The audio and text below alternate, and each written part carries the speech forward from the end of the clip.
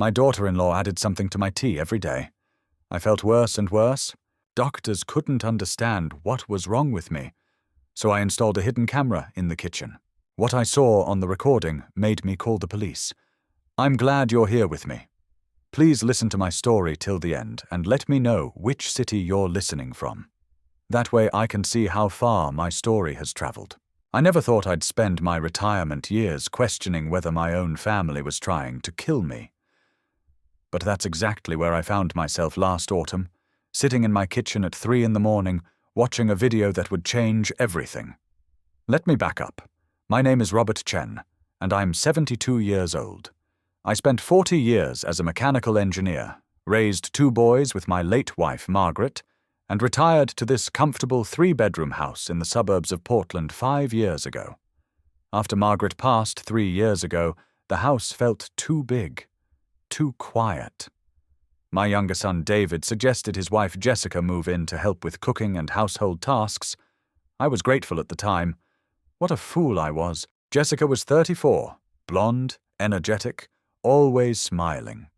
She'd married David 8 years ago, and they lived across town with my 2 grandchildren. David traveled constantly for his consulting job, sometimes 2 weeks out of every month. Jessica claimed she was bored at home, wanted to help me out, earn some extra money. The arrangement seemed perfect. She'd come over every morning around 9, tidy up, prepare meals, do laundry. I paid her $500 a week. Fair compensation, I thought. The problem started subtly in early September. I began feeling tired after my morning tea, the one Jessica always prepared for me. Not just tired, exhausted, dizzy, sometimes nauseous. At first I blamed it on aging. 72 isn't young after all. But the symptoms grew worse. By October, I was experiencing tremors in my hands, confusion, stomach cramps that would double me over. I went to my doctor, Dr. Patterson. He ran tests, blood work, CT scans, even a neurological evaluation. Everything came back normal. Stress, perhaps, he suggested. Have you considered therapy? I hadn't been stressed until I started feeling like death warmed over. I wanted to tell him. But what could I say? My test results were clean. The strange thing was, I only felt terrible on the days Jessica came. On weekends, when she stayed home with her family, I felt better. Not perfect, but functional, clear-headed. I started keeping a journal, documenting my symptoms. Monday, severe nausea after morning tea.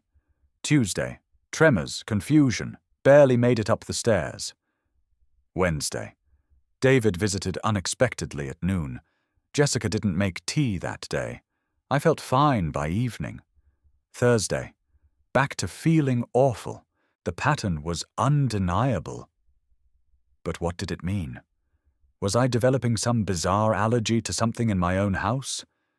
Or was something else happening, something darker that my mind refused to accept? I began watching Jessica more carefully. She was always pleasant, always concerned about my health. You should rest more, Robert, she'd say, guiding me to my recliner. Let me handle everything. She'd bring me tea, soup, crackers, always so attentive, so caring, too caring. One morning in late October, I pretended to drink my tea but poured it into the plant on the side table when she left the room. By afternoon, I felt better than I had in weeks.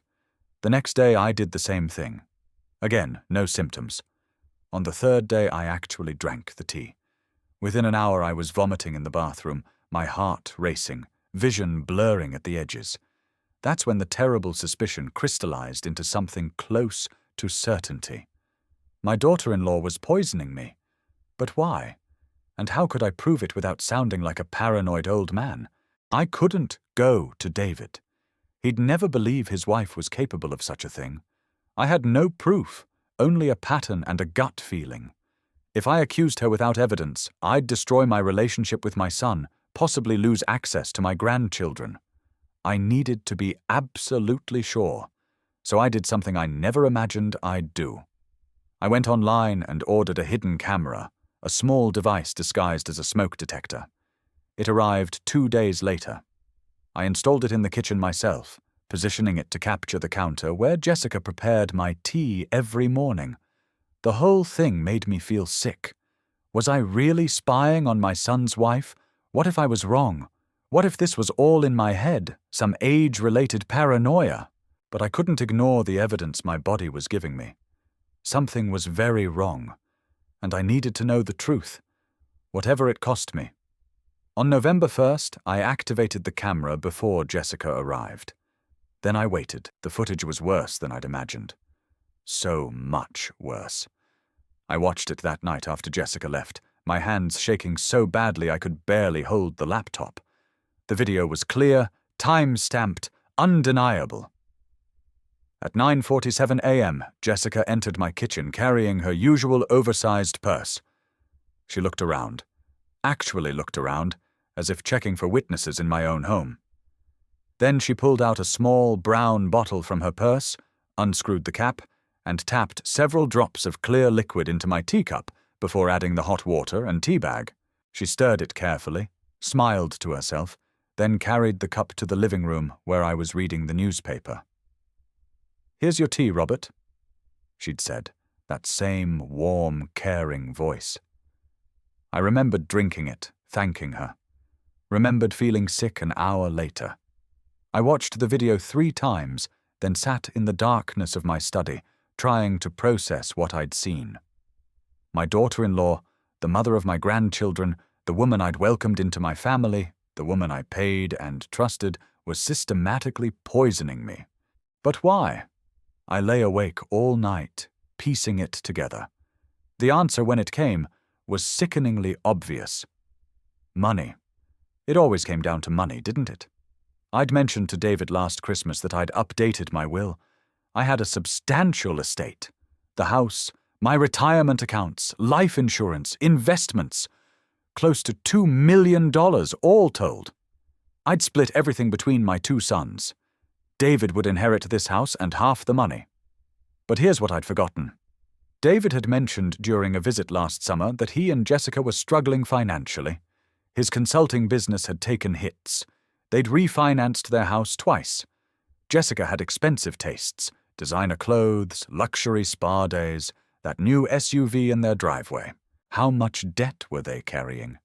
How desperate had Jessica become? Desperate enough to kill her husband's father for an inheritance that might be years away otherwise. The realization hit me like a physical blow. She wasn't just poisoning me casually. She was doing it consistently, methodically, probably escalating the dose gradually so it would look like natural decline. The symptoms I'd been experiencing, the confusion, tremors, nausea, they mimicked so many age-related conditions. If I died, it would be ruled natural causes, a tragic loss. Poor David, losing his father so soon after his mother. And Jessica would play the grieving daughter-in-law perfectly, I had no doubt. I felt fear then, real fear coursing through my body. I was alone in this house with her every day. She had access to everything, my food, my drinks, my medicine cabinet. She had keys. She knew my routines. If she realized I was onto her, what would stop her from accelerating her plan? A fatal dose instead of gradual poisoning? But beneath the fear, something else was growing. Anger, cold, focused anger. This woman had looked me in the eye every day while slowly killing me. She'd accepted my money, my trust, my kindness. She'd put my grandchildren at risk of losing their grandfather. And she'd done it all with a smile. I wouldn't let her get away with it. But I had to be smart, methodical, patient. Over the next 2 days, I did nothing different. I drank the tea she prepared, suffered through the symptoms, acted like the declining old man she thought I was. Meanwhile, I was thinking, planning. The hidden camera had given me evidence. Yes, but was it enough? I had video of her putting something in my tea, but I didn't know what the substance was. A defense attorney could argue it was vitamins, supplements, something harmless she was adding because she was genuinely concerned about my health. I needed more. I needed to identify the poison. I needed to preserve evidence. I needed to document everything in a way that would be legally unassailable. And I needed to do it all while pretending to be the confused, sickly old man she expected me to be. On the third day, I formed the outline of a plan. It was risky. It would require me to continue drinking the poisoned tea, to continue getting sick, to play the role convincingly. But it would also give me time to gather the evidence I needed, to build an airtight case, to ensure that when I finally revealed what she'd done, there would be no escape for her. I was 72 years old, and someone was trying to murder me in my own home, but I wasn't dead yet. And I was going to make sure Jessica regretted ever underestimating me. The next morning, I was ready. I'd purchased a small specimen collection kit from the pharmacy, the kind used for medical testing, and hidden it in my study. When Jessica arrived at 9, I greeted her as usual, playing the frail, grateful old man. "Morning, Jessica. How are the kids?" "They're wonderful, Robert. Emma got an A on her science project." She smiled that warm smile, the one I'd once found endearing. Now it turned my stomach. "Let me get your tea started." I watched from my recliner as she went through her routine in the kitchen. I couldn't see her directly, but I knew what she was doing. The hidden camera was recording everything. After a few minutes, she emerged with my teacup, steam rising from the surface. "Here you go. I added a little honey today. You need your energy." "Thank you, dear." I took the cup with trembling hands, easy to fake, since the tremors had become real from her previous poisoning. I lifted it to my lips, pretended to sip, then set it down. "Actually, I need to use the bathroom. Old age, you know." I shuffled off, the picture of infirmity. Once in the bathroom, I waited 2 minutes, flushed the toilet, then made my way to my study instead of returning to the living room. I pulled out the specimen container, carried it back to the living room, and quickly poured about 2 ounces of the tea into it, while Jessica was upstairs changing my bed sheets. I sealed it, tucked it into my jacket pocket, then poured the rest of the tea into the plant. The same plant that had been slowly dying for the past 2 months. Another piece of evidence I'd been too blind to see. When Jessica came back downstairs, I was in my recliner, the empty teacup on the side table. "All finished?" she asked, glancing at the cup. Yes, it was delicious. But I didn't feel sick that afternoon, and I saw her watching me more carefully than usual, her eyes narrowing slightly when I got up from my chair without my usual struggle. Had I made a mistake? Had I revealed myself too soon? That evening, after she left, I drove to a private laboratory across town, a place I'd found online that specialized in toxicology testing. I handed the specimen to the technician, an efficient woman in her 30s named Dr. Sarah Winters. "I need this tested for any toxic substances," I said. "Everything. Rat poison, medications, heavy metals, whatever might show up." She studied me for a moment. "Sir, are you in danger? If you believe you're being poisoned, you should contact the police." "I need proof first," I said. "How long will this take?" "Rush processing, 3 days. But I have to tell you, 3 days is fine. I'll pay whatever it costs." I left the lab feeling both relieved and exposed. I'd taken the first official step, but I'd also shown my hand slightly. Jessica had noticed my improved condition today. If she was as smart as I feared, she'd start asking questions.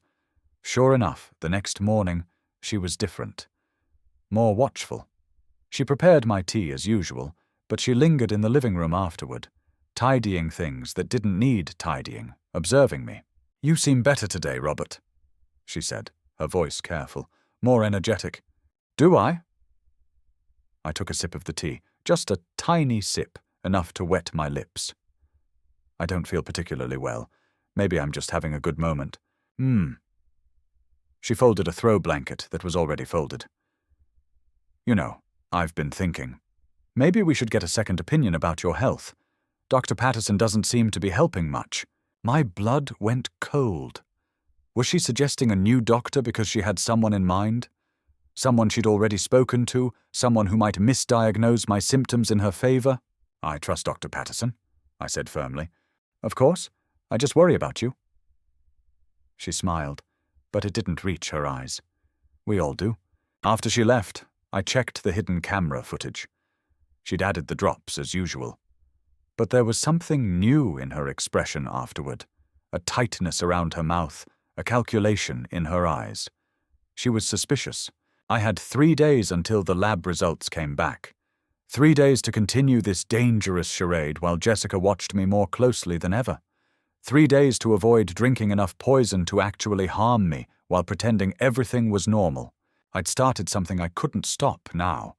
The only way out was forward, through whatever Jessica had planned next. Dr. Winters called me on the 3rd day. I was in my study with the door locked, something I'd started doing whenever Jessica was in the house. Mr. Chen, I have your results.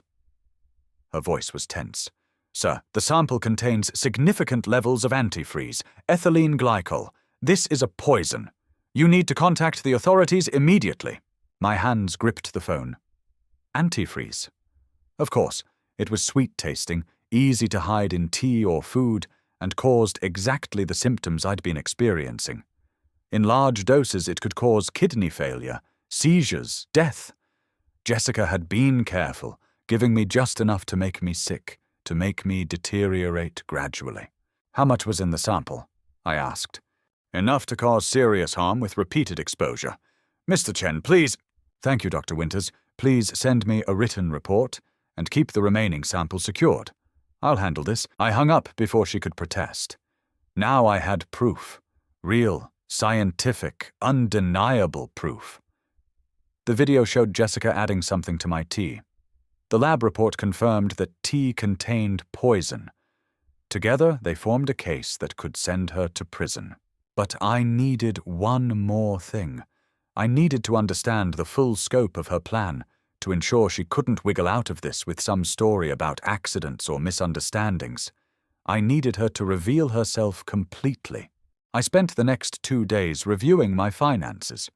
I'd been so focused on the physical poisoning that I hadn't thought to check my accounts.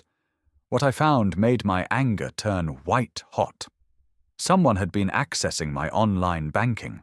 Failed attempts to transfer money. Failed attempts to add an authorized user. The bank's security had blocked it all, but the attempts were there, time-stamped. All of them made during the hours Jessica was in my house. She wasn't just trying to kill me. She'd been trying to rob me while she did it. On the 5th day after getting the lab results, I confronted her. I waited until she'd prepared the tea and brought it to me, then I set it aside without drinking. I won't be needing that today, Jessica. She tilted her head. Are you feeling unwell? I can make you something else. Sit down. Something in my voice made her freeze. I'd never used that tone with her before. It was the voice I'd used with contractors who tried to cheat me, with business rivals who thought I was too old to notice their schemes. She sat slowly on the edge of the sofa, her expression shifting from confusion to wariness. I know what you've been doing, I said quietly. I know about the antifreeze. I have video footage. I have lab results. I know about the attempts to access my bank accounts. I know everything. Her face went white, then red, then white again. For a long moment, she said nothing. Then something ugly appeared in her expression, something I'd never seen before. You can't prove anything, she said, but her voice shook. I can prove all of it. The question is what happens next. She stood up abruptly. David will never believe you. He'll think you're senile, a paranoid old man making up stories about his devoted daughter-in-law. Will he believe the police? Will he believe the lab reports? The police! She laughed, sharp and bitter. You'd really do that? Destroy your son's marriage? Take his children's mother away? David would never forgive you. There it was. The threat. The manipulation. She was counting on my love for my son, for my grandchildren, to keep me silent. And maybe if I were a weaker man, it would have worked. David will survive, I said. My grandchildren will be better off without a murderer raising them. And you, Jessica, are going to prison. her face twisted with rage. "You don't know what it's like." She spat. "We're drowning in debt. David's business is failing. Your money is just sitting there while we can't even afford— So you decided to kill me." "You're old! You've had your life!" Her voice rose. "We needed that money now, not 10 years from now when you finally—" She stopped, realizing what she'd admitted. The silence that followed was heavy with her confession. I pulled out my phone. "Get out of my house. Don't come back. Don't call. Don't contact David about this. I'll deal with him myself." "You're bluffing! You won't—" "Get out!" She grabbed her purse and stormed to the door, then turned back. "This isn't over, Robert. You think you've won, but you have no idea what I'm capable of." After she left, I sat in my chair, shaking. Not from poison this time, but from adrenaline. I'd confronted her. I'd made her reveal herself. But her parting words echoed in my mind. What else was she capable of? Jessica didn't come back the next day, or the day after that. The silence from her end was somehow more unsettling than her presence had been. I knew she was planning something, regrouping. People like her didn't give up when cornered. They adapted. On the third day, David called. "Dad, what's going on? Jessica says you accused her of trying to hurt you. She's devastated. She's been crying for days." My son's voice carried disbelief and frustration in equal measure. Of course, Jessica had gotten to him first. Of course, she'd positioned herself as the victim. "David, I need you to come over, alone. We need to talk." "Dad, if this is about Jessica, it's about your wife trying to murder me for my money. So yes, it's about Jessica. Come alone, or don't come at all." I hung up. My hands were steady. Something had shifted in me during that confrontation. The fear was still there, lurking beneath the surface. But it was overshadowed by a cold, clear certainty. I knew what needed to be done, and I would do it. David arrived an hour later, his face stormy. But I didn't give him a chance to defend her. I showed him everything: the hidden camera footage, the lab report, the record of attempts to access my bank accounts. I walked him through the timeline of my symptoms, the pattern of better days when Jessica wasn't around. I watched my son's face as he processed it all. Denial, disbelief, then slowly, painfully, acceptance. When the video showed Jessica dropping the poison into my tea, he made a sound like he'd been punched in the stomach. "No," he whispered. "No, this can't be." "It is," I said quietly. "I'm sorry, son."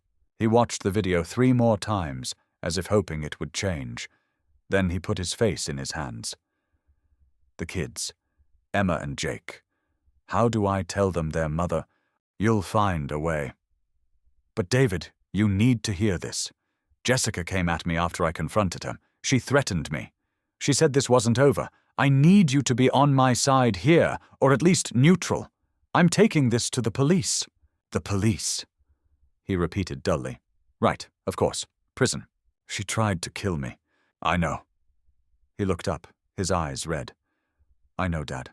I believe you. I need some time to process this. After David left, broken, shattered, but at least not defending her, I realized I needed more than just evidence. I needed allies, people who could support me through what was coming next. I called my older son, Marcus, who lived in Seattle. Marcus had always been the more pragmatic of my 2 boys, the one who asked hard questions. I told him everything. Jesus Christ, Dad! Have you talked to a lawyer yet? A lawyer? You're about to accuse your daughter-in-law of attempted murder. You need legal representation, someone to help you navigate this. And you need protection. What if she comes back? Marcus was right. I'd been so focused on gathering evidence that I hadn't thought about my own safety going forward. That night, Marcus drove down from Seattle, bringing his wife Linda with him. Having them in the house, solid, supportive, believing me without question, eased something in my chest I hadn't realized was so tight. We're staying until this is resolved, Marcus said firmly.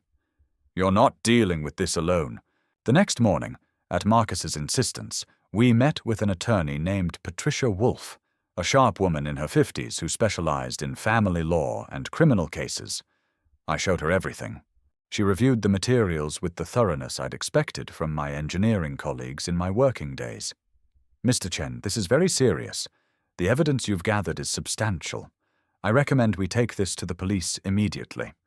I'd also recommend you get a restraining order against Jessica." "Will the police take this seriously?" I asked. "With this evidence? Absolutely. This isn't a he said, she said situation. You have video, lab reports, documented symptoms, and a confession witnessed by, well, just you, but combined with everything else, it's compelling." That afternoon, Patricia drafted a formal statement. Marcus and Linda sat with me as I reviewed it, adding details, ensuring accuracy. For the first time since this nightmare began, I didn't feel alone. I wasn't just a frightened old man anymore. I had allies, I had evidence, I had a plan. And tomorrow, I would take all of it to the police and watch Jessica's world collapse around her. They came together the next morning, just as I was preparing to leave for the police station. David and Jessica standing on my doorstep. Marcus answered the door, his body language protective, blocking the entrance. "We need to talk to Dad," David said quietly. "Robert doesn't want to see Jessica," Marcus replied. "Please." This was Jessica, her voice small, broken. "I just want to apologize, to explain. I never meant—" I appeared behind Marcus. Some part of me wanted to hear this, to understand how she'd justify what she'd done. "Let them in." Marcus shot me a warning look, but stepped aside. Linda positioned herself in the doorway to the kitchen, arms crossed. We all moved to the living room, the same room where I'd drunk Jessica's poisoned tea so many times. Jessica's eyes were red, her face puffy. She looked devastated, vulnerable. If I hadn't seen the video, if I didn't know what she was capable of, I might have believed the performance. "Robert, I'm so sorry," she began, her voice trembling. "I was desperate. We were losing the house. The debt collectors were calling every day. I wasn't thinking clearly. I thought if I could make you sick enough, you might sign over some money early to help us while you were still alive to see us benefit from it. By poisoning me.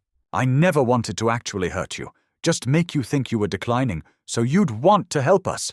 I was going to stop, I swear. I was planning to stop." It was a masterful performance. She'd reframed attempted murder as misguided concern, as if there was some version of her plan that had been acceptable. David sat beside her, his face agonized, clearly torn between the evidence he'd seen and the woman he'd married. "Dad," David said carefully, "I know what Jessica did was wrong, terribly wrong, but prison, destroying our family, the kids losing their mother, maybe there's another way. Therapy, restitution, a repayment plan for any medical costs. She tried to kill me," I said flatly. "She made a terrible mistake," David corrected. "A criminal mistake, yes, but—" "David." Jessica put her hand on his arm, then looked at me with what would have been heartbreaking sincerity if I didn't know better. "Robert, I'll do anything you want. I'll sign a confession. I'll pay you back every penny. I'll never come near you again. I'll move away if you want. Just please don't take this to the police. Think of Emma and Jake. They're just children." There it was, the manipulation I'd expected, the appeal to my love for my grandchildren weaponized against me. "You should have thought of Emma and Jake before you started poisoning their grandfather," I said. Jessica's face flickered, just for a second, but I saw it. Annoyance, frustration. Then the mask was back. "I'm begging you. We'll do anything. What do you want? Money? We'll find the money somehow. A public apology? I want you to face the consequences of what you did." "You stubborn old fool!" The mask cracked completely. Jessica stood up, her tears drying remarkably fast. "You'd really destroy your son's life out of spite. You'd take my children's mother away because you can't forgive one mistake. One mistake." I stood too, facing her. "You poisoned me for months. You watched me suffer. You took my money. You tried to access my accounts. That's not one mistake, Jessica. That's a sustained campaign to murder me. I was desperate. So are a lot of people. They don't commit murder. David stood, his face pale. Dad, if you do this, I don't know if I can— If you can what? I asked quietly. Forgive me for refusing to let my attempted murderer go free. David, I love you. You're my son. But I won't accept threats from you either. Jessica's face twisted with rage. The transformation was startling, from grieving penitent to something cold and vicious. You'll regret this. You think you've won? You're going to tear this family apart. David will hate you. Your grandchildren will grow up knowing you put their mother in prison. Was it worth it, Robert? Was your pride worth losing your whole family? Get out of my house. You'll die alone, she hissed. A bitter old man with nobody who loves him. That money won't keep you warm at night. That vindictive satisfaction won't— I said, get out. Marcus stepped forward, his presence menacing enough that Jessica grabbed her purse and headed for the door. David followed, turning back once. I need time, he said. I can't. I need time to process this. After they left, I sat down heavily. My heart was pounding, my hands shaking. Linda brought me water. You did the right thing, she said firmly. Did I? I looked at Marcus. What if David never forgives me? Then he's choosing his criminal wife over his father. Marcus said bluntly, but I don't think he will. Give him time, like he asked. He's just been shattered. That night, I barely slept. Jessica's words echoed in my mind. Alone, bitter, losing my family. Was I making the right choice? But every time I doubted, I remembered the video. The casual way she'd dropped poison into my tea. The smile on her face as she brought it to me. She would have killed me. Maybe not tomorrow, maybe not next month, but eventually. No, I'd made my choice. Tomorrow I would go to the police. And whatever happened after that, at least I'd still be alive to face it. Detective, Mr. Chen, what you've experienced is attempted murder, she said finally. This is very serious. We'll need to move quickly. If Jessica suspects you're going to the police— She knows, I said. I told her yesterday I was taking this to the authorities. She tried to talk me out of it. Morrison's expression tightened. That makes this more urgent. She might flee. We need to bring her in today. The next few hours moved with bureaucratic speed. Statements were taken. Patricia Wolfe walked me through the legal process. A warrant was issued for Jessica's arrest. By 4 that afternoon, 2 police officers were driving to Jessica's home. Marcus, Linda, and I waited at the police station. I felt strangely calm, almost detached. I'd done everything I could. The rest was out of my hands. Jessica arrived at the station an hour later in handcuffs, escorted by the officers. Through the glass window of the interview room, I watched her. She was wearing a designer dress, armoring herself with respectability. Her face was composed, but I could see the tension in her shoulders. Detective Morrison invited me to observe the interview from the adjacent room. You might find this informative, she said. I sat behind the one-way glass as Morrison began the questioning. At first, Jessica maintained her composure. She denied everything. The video must have been altered, she said. The lab report was obviously fake. I was a confused old man with a grudge. Mrs. Chen, Morrison said patiently. We have the original tea sample. We can test it ourselves. We have multiple videos from different days. We have your husband's statement confirming he found irregularities in his father's bank account access logs. This isn't going away. Then my husband is wrong. Robert is manipulating everyone. He's always resented me, always thought I wasn't good enough for David. We also have testimony that you verbally admitted to poisoning Mr. Chen during a confrontation at his home. Jessica's face went white. That's his word against mine. No, Mrs. Chen. His son Marcus was present. His wife Linda was present.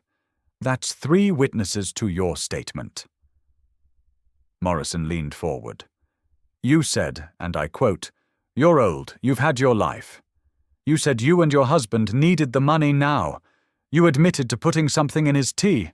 I was upset. I didn't know what I was saying. He was attacking me, accusing me of terrible things. Were the accusations false?" Silence. Morrison opened a folder. Mrs. Chen, we've also pulled your financial records. You and your husband are $300,000 in debt. You've remortgaged your house twice. You have 17 credit cards, all maxed out. You've been to 6 different emergency loan companies in the past year. Your husband's consulting business has been failing for 18 months. Jessica's composure was cracking. That's private information. It establishes motive. Combined with the video evidence, the lab reports, and your own confession, we have a very strong case for attempted murder. I didn't try to murder anyone. Jessica's voice rose. I was just trying to make him sick enough to help us. He has so much money just sitting there while we're drowning. It wasn't fair. So you admit you poisoned him? The silence that followed was deafening. Jessica seemed to realize, finally, that there was no way out. Her face crumpled, but not with remorse. With rage. He deserved it, she said, her voice low and venomous. That stubborn, selfish old man. He could have helped us at any time. He could have just given us the money. But no, he had to make us beg. He had to watch us suffer while he sat in that big house, counting his millions. Mr. Chen didn't owe you anything. He owed his son. He owed his grandchildren. She was shouting now. What kind of father watches his child struggle and does nothing? What kind of grandfather hoards money while his grandchildren's family falls apart? So you decided to kill him? I decided to speed up the inevitable. He's old. He was going to die soon anyway. Why should we have to wait and lose everything when the solution was right there? Morrison sat back. Mrs. Chen, I'm charging you with attempted murder, assault with a deadly weapon, and financial exploitation of an elderly person. You have the right to an attorney. I want David, Jessica interrupted. Call my husband. He'll fix this. He'll make this go away. But David, when he arrived, didn't fix anything. He stood in the observation room with me, Marcus, and Linda, listening to his wife's confession through the speakers. His face was grey, his eyes hollow. She really did it. He whispered. I wanted to believe. I thought maybe there was some explanation. I'm sorry, I said quietly. Don't be. He looked at me, and I saw something broken but resolving itself in his expression. You could have died, Dad. You almost did. She would have killed you, and I would have never known. I would have mourned you, thinking it was natural causes while she spent your money. In the interview room, Jessica was still talking, still justifying, still raging against the unfairness of it all. But nobody was listening anymore. The case against her was airtight. There would be no escape, no last-minute reversal. Justice, cold and certain, was coming.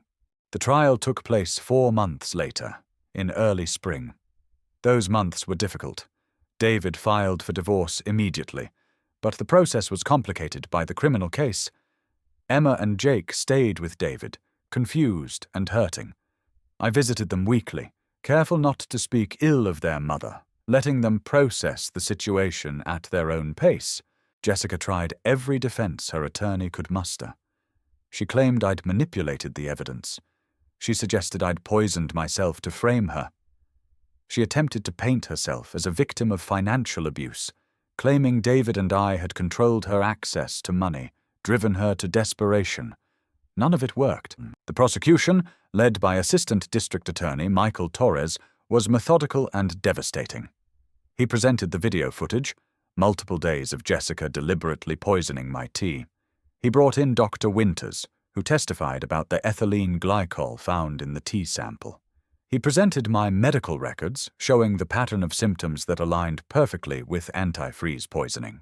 He called Dr. Patterson, who testified that my symptoms had baffled him because they didn't match any natural illness. He called Marcus and Linda, who described the confrontation where Jessica admitted what she'd done. He even called David, who tearfully confirmed his wife's deteriorating mental state regarding money, her increasing desperation, and his father's declining health that mysteriously improved after Jessica's arrest. The defense attorney tried to create reasonable doubt. Maybe the video was misinterpreted. Maybe Jessica was adding vitamins to my tea and the lab sample had been contaminated. Maybe I'd developed paranoid delusions and orchestrated this elaborate frame job.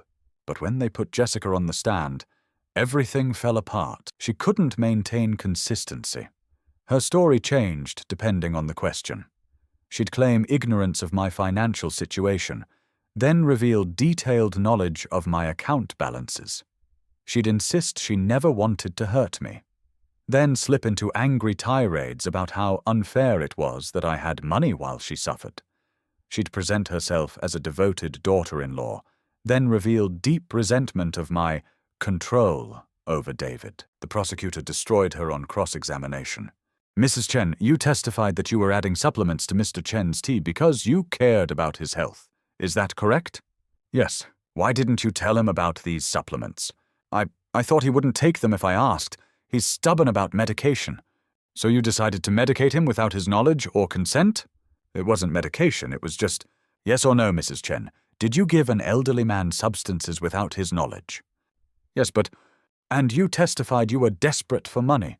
You mentioned your family's debt, the risk of losing your home, is that correct? Yes. How much was Mr. Chen worth? I don't know exactly. According to your divorce proceedings, you told your attorney that your father-in-law's estate was worth approximately $2 million. That's your testimony in those proceedings. Were you lying then, or are you lying now? Jessica's face flushed. I wasn't lying.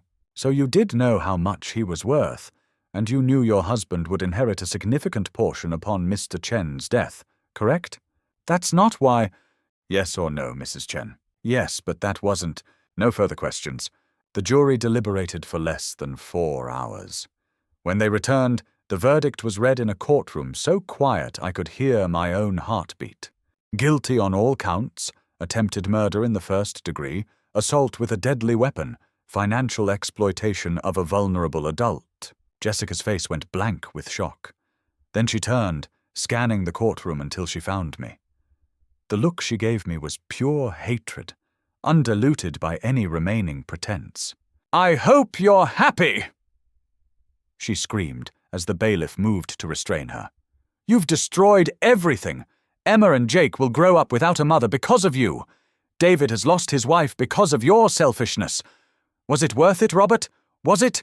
The judge's gavel silenced her. Order. Mrs. Chen, you will be remanded into custody pending sentencing.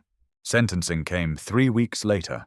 The judge was a stern woman in her 60s who'd presided over the entire trial with careful attention. Mrs. Chen, she said, you engaged in a calculated, sustained attempt to murder your husband's father for financial gain. You showed no remorse, only anger at being caught. You placed your own children at risk of losing their grandfather. The court finds no mitigating factors. You are sentenced to 20 years in state prison with no possibility of parole for 15 years. Jessica screamed. She had to be physically carried from the courtroom. Outside, David stood with me on the courthouse steps. It's really over, he said. Yes, the kids are asking when they can see her. That's your decision. But David, they deserve to know the truth, age appropriately. Don't let them grow up thinking I'm the villain here. I won't, he promised. I'm sorry, Dad, for doubting you, for not protecting you. You didn't know. How could you? I should have seen the signs. He looked at the courthouse. I loved her. I don't know if I can forgive myself for that. Love isn't a crime. What she did was. Don't confuse the two. Marcus and Linda joined us, and we walked to the parking lot together. I felt lighter than I had in a year. The nightmare was over. Jessica was going to prison. Justice had been served completely, without compromise, without mercy she hadn't earned. I was 72 years old, and I'd survived my daughter-in-law's attempt to murder me. More than survived, I'd won. 6 months after Jessica's sentencing, my life had transformed in ways I hadn't expected. The first change was physical. Without poison coursing through my system, my health rebounded remarkably. The tremors disappeared. The nausea vanished. My energy returned. Dr. Patterson was astounded by my recovery and apologized profusely for not catching the poisoning earlier. The symptoms mimicked so many age-related conditions.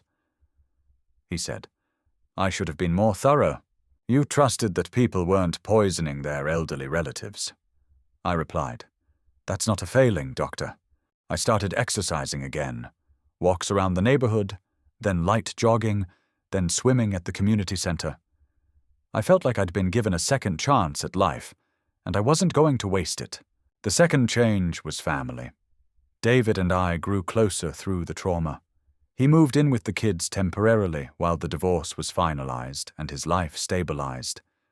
Having Emma and Jake in the house, their laughter, their chaos, their presence, filled rooms that had been too quiet since Margaret died.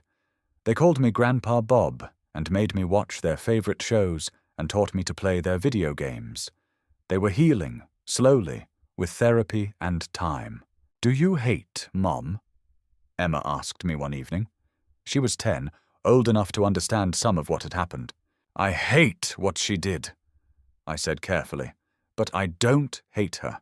She made terrible choices and she has to face consequences. That's not hate, that's justice. Will she ever come home? Not for a very long time, sweetheart. Emma nodded, processing this, then went back to her homework. Children were resilient. They'd be okay. David eventually bought a smaller house nearby, within walking distance. He'd sold the house he'd shared with Jessica, paid off as much debt as he could, and started rebuilding his consulting business with a humility he'd lacked before. We had dinner together twice a week. Marcus visited once a month. I was surrounded by family who actually cared about me, rather than how much I was worth. Meanwhile, Jessica's life had fallen apart completely. Prison, her appeals were rejected. Every attorney she consulted told her the same thing. The evidence was overwhelming. The conviction was solid. There was no legal basis for appeal. She was going to serve her time. The financial consequences were equally devastating. The divorce was finalized with David receiving full custody and Jessica receiving nothing. Her criminal conviction voided any claim to marital assets. The civil suit I'd filed against her resulted in a judgment of $400,000 for medical costs, pain and suffering, and punitive damages. She'd never be able to pay it, but the judgment would follow her forever, garnishing any wages she might earn after release. Her parents, who'd initially stood by her, eventually stopped visiting. Her friends disappeared. Even her sister, who'd testified as a character witness at trial, admitted she couldn't reconcile the Jessica she'd known with the woman who'd poisoned an old man for money. Jessica had wanted my money to solve her problems. Instead, she'd lost everything. Her freedom, her children, her husband, her reputation, her future. She'd be 60 years old when she was eligible for parole. By then, Emma and Jake would be adults, who might not even remember her clearly. David would have moved on. Life would have passed her by completely.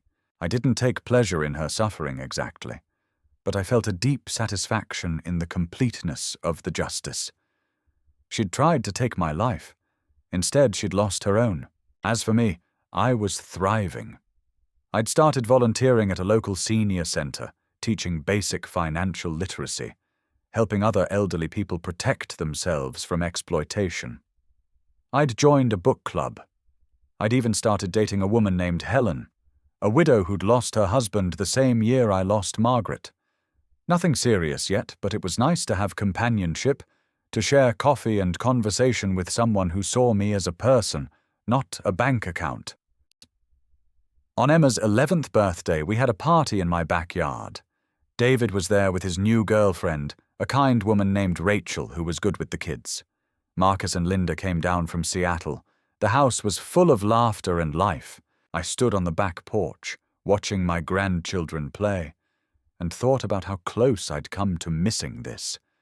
If I'd been less careful, less determined, if I'd accepted the poisoning as inevitable decline, I'd be dead. Jessica would have won. David would have inherited a fortune, never knowing it was bought with his father's murder. But I'd fought back. I'd gathered evidence. I'd refused to be a victim. And because of that, I was here, healthy and happy, surrounded by people who loved me for who I was, not what I could give them. Justice hadn't just been served, it had been served completely, without compromise, exactly as it should be. Life, I realized, was very good. So that's my story. My daughter-in-law tried to poison me for my money, and I caught her. She's in prison now, and I'm healthier than I've been in years. It makes me wonder, how many elderly people are being slowly poisoned, exploited, or abused by family members they trust? How many dismiss their symptoms as age, never knowing someone is deliberately harming them? What would you do if you suspected someone was poisoning you? Would you have the courage to investigate? To confront them? To press charges against family? Share your thoughts in the comments. Subscribe for more true stories of justice and survival. And remember, trust your instincts. If something feels wrong, it probably is. Thank you for listening to my story. Stay safe out there.